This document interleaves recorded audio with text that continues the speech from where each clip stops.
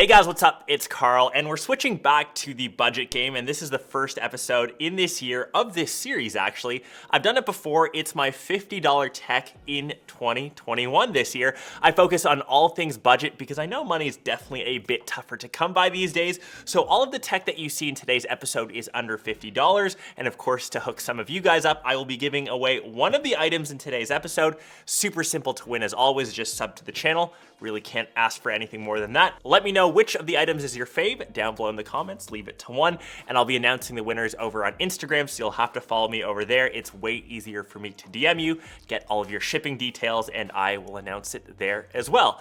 Best of luck to everyone. Let's hop into our first item. We're gonna start things off with gaming. I know that so much time has been spent playing video games in 2020. That's continuing on to this year as we're all cooped up inside. I've got a retro bonus for you. Maybe this is showing off my age, but it is under $50, which is tough to get in gaming these days. All next-gen consoles are super expensive. If you want to kick things back to when I was a kid, this is the Sega Genesis Retro Kit. So it's obviously a remake of the Sega Genesis Classic. This is what consoles used to look like for all of you new kids that grew up on, say, an Xbox, a PlayStation. If we're just doing a quick size comparison, you can see how far we have come in the world of gaming. But for example, $500, 50. This comes with 40 of Sega's classic games, and this might be a tad bit controversial. I preferred Sega Genesis over Super Nintendo. I'm saying that here. I love Sonic. Kid Chameleon was also one of my favorites. Not too many people know that. Here is the OG controller that you get with it. It is still wired, so you still have to plug that in to get the experience. So I think this is a dope little throwback, and I think anyone that plays these games, they're fun, they're easy to play. I mean, they're 16-bit video games. You cannot go wrong. Switching on over to modern times, and for that $50 range, you are sadly limited to controllers. Most games that release now are $79, $89. So if you want to keep on the $50 budget, you'll have to stick with Xbox controllers, because I think the new DualSense controllers are like $80, $90 anyways. Kind of unfortunate, but you can always get a limited edition one. Of course, I've got mine in orange, as you can see. I'll also leave some of my favorite games that I've been playing over the past couple months. I will try to keep it under that $50 mark. So Link's Awakening, the remake. Breath of the Wild, I know it's an older game also, but I've been rocking that. Under $50. Nick, do you have a favorite game under $50? Mortal Kombat 11 recently went on sale, the complete edition, so like all your DLC and stuff. Finish him. $50 games.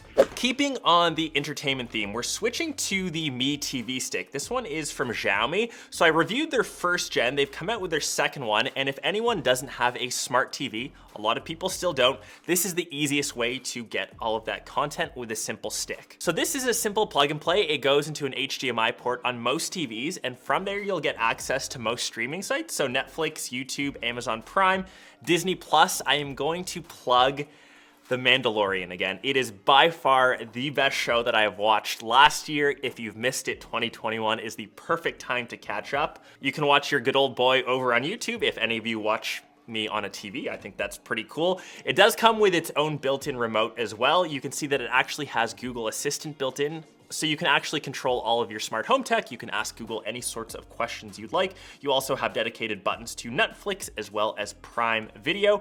Very simple option, and it's cheaper than, say, a Chromecast. It works exactly the same, and I think it looks cleaner. Switching over to the audio game, this is one of my favorite Bluetooth speakers under that $50 range, and it's actually name brand, so stay away from some of the no-name stuff you see on Amazon. Usually the sound quality isn't as good. This is the XBoom PL2 by LG, so they're built in collab with Meridian, which is a high-fidelity audio company, so you get all of the EQ knowledge over from that side. LG has definitely been improving their audio game lately. And for something this small and this compact, it gives off some decent bass. It's nice to just carry around if you want to swap this between rooms. If any of you are going back to work or maybe out of your house, keep this in your little tech travel pack.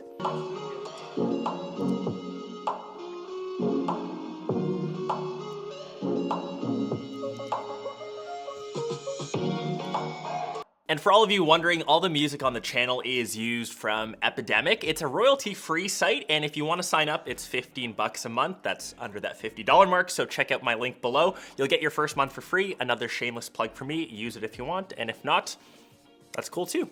The last audio product, I know it's slightly over $50. I think it's $59, but if you can fork out the extra $10, the OnePlus Buds are by far the best value for wireless headphones. I'd say they actually have very similar audio quality to the OG or the first gen AirPods. They look similar. You can grab them in a bunch of different colorways as well. They're super simple to use. You get around 30 hours of playback with, of course, the little chiclet style case. A dope pair of headphones should definitely be on your radar if you're into a pair but want to keep on budget.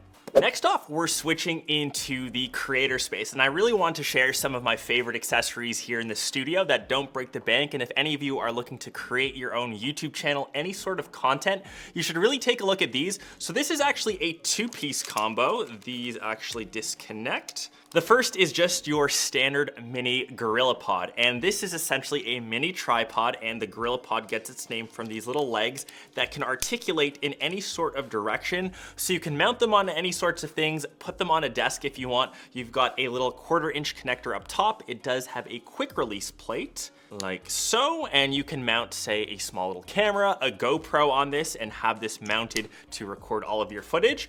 If you're using a smartphone to record, get a little contraption like this. This specific one is from Flomi, and it mounts your smartphone, and this one is so cool because it actually spins. So now this is mounted, and as this swivels, you can go from portrait to landscape. So for example, if I wanted to bring out my camera, this is now level, and if I want, I can turn this to, say, landscape and get both of those orientations. So super cool. You can actually record your very own YouTube videos if you're on Instagram, TikTok for all you young folks out there, with a little contraption like this. Super dope. I think the GorillaPod, 30 bucks, the little contraption up top, 15. You've got a complete little studio setup under $50.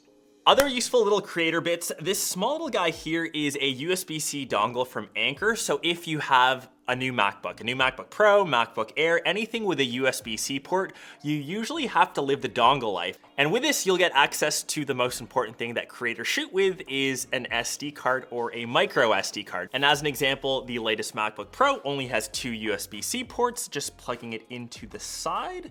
And now I can switch my SD card from the camera into here all in one little combo. It's got the little space gray matching colorway. Moving on to a little charging brick, I think everyone needs these around their house. Everyone is switching to USB-C, and especially as phones, the latest iPhone, the latest S21, no longer comes with a charging brick, sadly. You'll need to buy an extra one. I definitely recommend getting a larger one that's at least 100 watts so you can charge, say, your MacBook and fast charge your device with one charging brick. Sad that we have to recommend charging bricks, but that is the reality as phones are no longer coming with them. The last little accessory piece is from a company called AirSF, so I support their stuff all the time. I think I've supported these guys on the channel for close to 4 to 5 years, so I've got their backpacks, all things pouches. They come out with new lines all the time. This is their new Air Slim pouch, so all of the accessories that we just looked at can fit into something like this. I obviously need a ton of help because my organization game struggles a lot. So inside you can see a small little pouch, and I can store this charging brick. I can put this little USB-C dongle inside, the little phone adapter, and even if I want, I've got my own little storage area for my phone, and zipping this all up. Everything is nice, compact, safe. I can keep track of things. I think one of my goals or New Year's resolutions for 2021 was to be more organized, and this is the first place where I'll start. Switching on to some Apple stuff, and living in that $50 price category, it is near impossible to buy anything from their website. You are literally limited to accessories. I'll go through some of my favorites. The first being MagSafe. I wish this obviously came in the box. It is Apple's new wireless charging method, and if you haven't seen it before, it is essentially a magnet that hops onto the back of your iPhone. I actually prefer this to typical wireless charging. I think it's pretty ingenious. Most people, when they're charging their phones, you still want to use it, and you can do that because it is now stuck to the back of your device. And I honestly wouldn't be surprised when we see the iPhone 13 sometime this year, maybe even next, to not have a lightning port. I could probably see them scratching USB-C altogether and just going strictly to MagSafe. So that's kind of a cool addition. Like I said, it's under $50. It kind of sucks that it doesn't come in the box, but of course it is Apple. Keeping on the MagSafe game though, they came out with a bunch of accessories as well. So of course their cases, but one thing that I do rock is their new MagSafe wallet. So that magnet on the back of your iPhone works with all magnetic accessories. And I probably think out of all Apple accessories, this is the one that I've rocked the most and held on to the longest. You can see the leather is kind of wearing, but I dig the look of used leather over time. Last little Apple accessory that I will definitely give them props for, and I find that I spend more money on than I probably should, are their Apple Watch straps. And because they use the rail system, they are interchangeable with all Apple Watches. So you can see here, I am dual fisting watches. I am that weird guy. I have a bunch of different watch straps. So I go mostly for the rubber band. Because I usually rock my Apple Watches when I work out, I tend to sweat in them. So just having the versatility of rubber, I don't need to worry about them degrading. They feel more comfy on my wrist. I can rock these in the shower and they are definitely under $50. And you can even get a two-tone combo. And I think that looks pretty fresh. If any of you have suggestions on which color combos work the best, let me know. That is the end of the Apple accessories. We will get to our last item, which is actually not tech, books. A lot of you have asked about them. If any of you have watched any of my B-roll clips or even just off to the sides in my sets, you know that I love to have some books on the table. I think they look straight dope. I'm making a slow collection myself. These are honestly some of my faves. This is the latest one that I actually just picked up. This is actually a limited edition Zelda manga book. If any of you didn't know, Zelda is by far my favorite gaming franchise, hence where Link got his name from. We've got the collab book. I used to be a bit more into the sneaker game. This design book, honestly just got it because it was orange and it looks dope. And this new one, our good boy Virgil, who's famous for, of course, creating Off-White, maybe a bit more of a hype beast thing. These have just been some of my favorite B-roll stuff. I will just put them off to the side. Hopefully you guys enjoyed this $50 episode. Remember, everything that we looked at should be under that $50 mark. Forgive me if I went a little bit higher. I think our most expensive thing was $59. I know that tech is becoming increasingly more expensive, but keeping on that value game, which I think companies are starting to realize, super important because money is definitely hard to come by. My little puppy is screaming. That means it's the end of this video. I'm gonna take him out for a walk. And just remember, you can win one of the items. Just leave that one comment down below. Don't forget to sub to the channel. Follow me over on Instagram. You can hear him. I'll catch the rest of you guys in one of my next episodes. Peace. It's time for us to go to a walk. Say goodbye. Bye. Catch you guys soon.